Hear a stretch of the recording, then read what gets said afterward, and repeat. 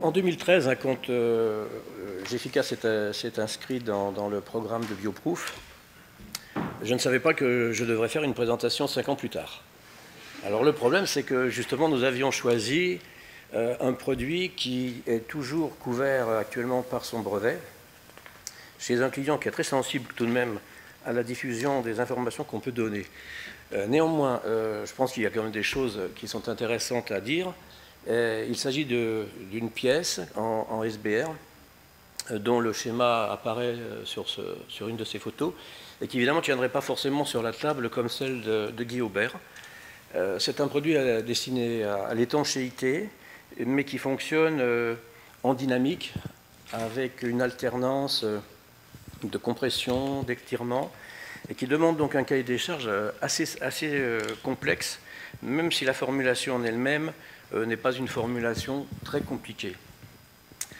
Donc, au départ de cette affaire, on s'est dit, on pense que c'est un produit intéressant parce qu'il s'agit d'une pièce dans laquelle le prix de la matière est environ de 50%, ce qui n'est pas toujours le cas dans les productions de Gefica, où la matière rentre plutôt à hauteur de 20-25% au maximum dans nos prix. D'autre part, la constitution de la formule faisait que le SBR en lui-même déjà pouvait être d'origine éco-responsable, on ne va pas dire recyclé, mais reprocess, et les matières qu'il constituait, noir de carbone et huile, pouvaient donc répondre aux attentes que nous avions mises dans Bioproof. Alors, cette démarche, on l'a faite en respectant les normes imposées par la BPI, et qui nous ont beaucoup aidés d'ailleurs, c'est-à-dire de partir des formules standards et des formules génériques développées par le LRCC-P, et notamment l'ENR pour nous, l'ENR polybutadiène et le SBR. Il y avait peu de SBR, mais tout de même, ça nous a permis d'avancer dans cette démarche. Donc les mélanges, nous ne sommes pas fabricants de mélanges, nous avons travaillé avec notre partenaire EMAC, ici qui vient de parler. Donc c'est pour lui une pièce complémentaire sur laquelle EMAC a collaboré beaucoup avec nous.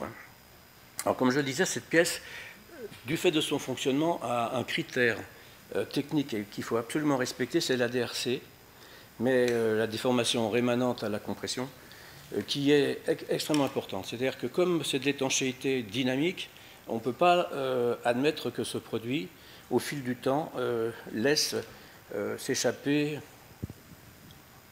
de l'air, par exemple. Voilà.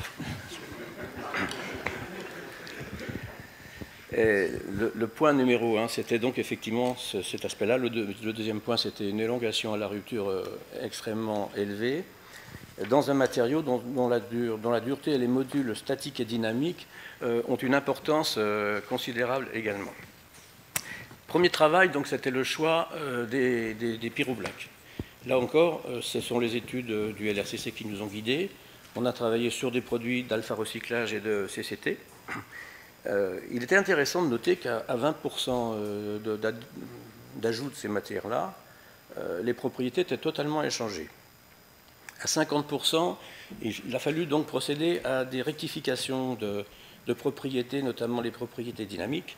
Ce qui nous a surpris, c'est que, contrairement à ce qu'on pensait, on n'a pas du tout la structure des noirs de pyrolyse, ce n'est pas la même que les noirs habituels. Mais dans les mesures, soit de modules dynamiques, soit d'approche par les caoutchoucs liés, nous n'avons pas trouvé de différence entre le mélange témoin et ces mélanges-là. Donc ce qui donnait une sorte d'intérêt encore plus fort sur la capacité de l'auto-renforcement d'un SBR. Il ne faut pas oublier que c'est un produit amorphe, contrairement au caoutchouc naturel. Donc. Et la lisibilité de l'ajout des pyroblacs ou des biosourcés était totalement directe. Il n'y avait pas d'autres phénomènes secondaires qui s'ajoutaient. Alors, ce travail était relativement long, relativement lourd. Nous avons quand même voulu ensuite aller au Micronisa. Alors là, dans les Micronisa, on n'a pas eu la même chance. Dès 10% d'ajout, les propriétés n'étaient pas excellentes. Et c'est d'ailleurs dans les travaux du LRCCP on notait pas du tout la même sensibilité, mais tout de même une dégradation dès qu'on dépassait un taux de 20%, je crois me souvenir que c'était ça. En plus, la DRC était fortement impactée, donc ce n'était pas du tout pour nous une possibilité d'utiliser les micronisats. Alors, en ce qui concerne les huiles, c'est une formule qui a même un taux d'huile élevé. Et là, on avait porté notre choix sur des huiles totalement saturées. Et l'huile de colza donc, a été intéressante, à 100%, remplacement à 100%. La performance n'était pas affectée, on a simplement noté une sorte d'irisation de surface du matériau. Cette irisation, peut-être qu'elle est due à un mariage qui n'est pas forcément compatible entre les noirs de pyrolyse et cette huile. Mais ça, c'est une hypothèse qu'il faudrait vérifier.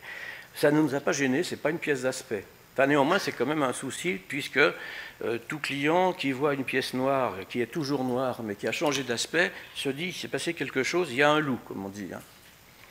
Donc nous, on n'a pas remarqué de grandes différences à ce sujet-là.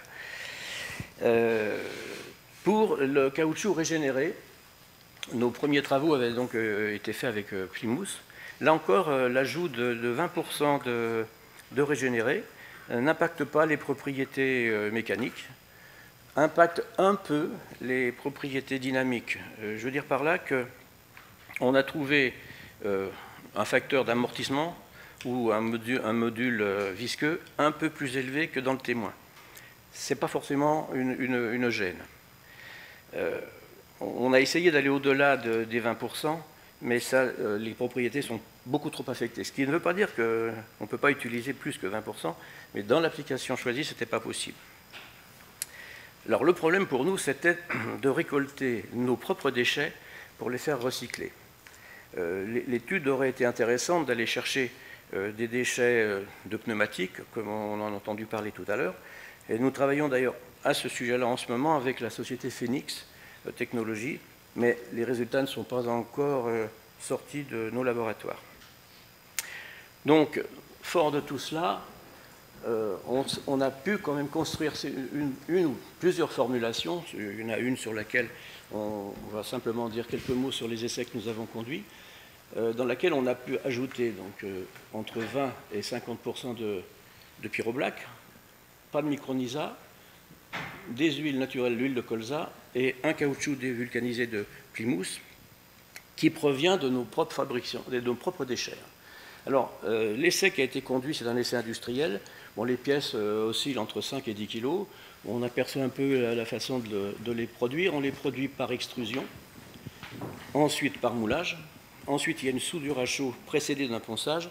Et après, il faut quand même savoir si tout cela, ça se transforme bien et si l'aspect économique est intéressant. Pour être court, cette formule dite verte, faut comparer la formule standard, est totalement conforme. Donc c'est même intéressant de voir qu'il a quand même fallu quelques années, quelques essais et quelques allers-retours avec la société EMAC, mais c'est quand même intéressant. Et donc nous continuons dans ce sens-là avec le client final. Donc en conclusion, pour nous, pour cette application spécifique, je ne dis pas que c'est une généralisation qu'il faut faire. Les pyroblacks constituent donc une alternative très très viable au noir de carbone, à condition de rester dans des taux inférieurs à 50%. Les micronisats ne sont pas d'un intérêt très fort pour nous. Les huiles végétales, l'huile de colza a permis d'être substituée à 100%. Le régénéré que je vous ai présenté, lui, on peut l'introduire à 20%. Notre problème du moment, c'est de récupérer nos déchets et d'intéresser le recycleur, parce que si on lui amène 100 kg, il ne pourra pas les traiter. Donc là, évidemment, il faudrait qu'on ait des tonnages importants. Même si c'est une pièce volumineuse, on n'a pas des tonnages suffisamment importants. Donc c'est une contrainte logistique. Donc au final, cette étude nous a conduit à un produit qui a 85% de produits biosourcés ou recyclés. Le coût, puisque des questions de coût sont souvent posées, le coût actuellement est inférieur de 7% à la formule d'origine. Et évidemment, si les courbes que M. Muret nous a présentées continuaient à monter, ces fameux 7%, et à condition que les fabricants de produits biosourcés et recyclés ne suivent pas la même courbe, resterait intéressant. C'est vrai, très intéressant. Bon, puis en fait, pour conclure, la masse considérable des essais réalisés par le LRCCP, que moi personnellement je dis que c'est un travail de Romain, est intéressant pour nous. Et donc il y aura de nombreux autres champs d'application. Bon, ce qui est clair, c'est que pour GEFICA, BioProof aura une suite.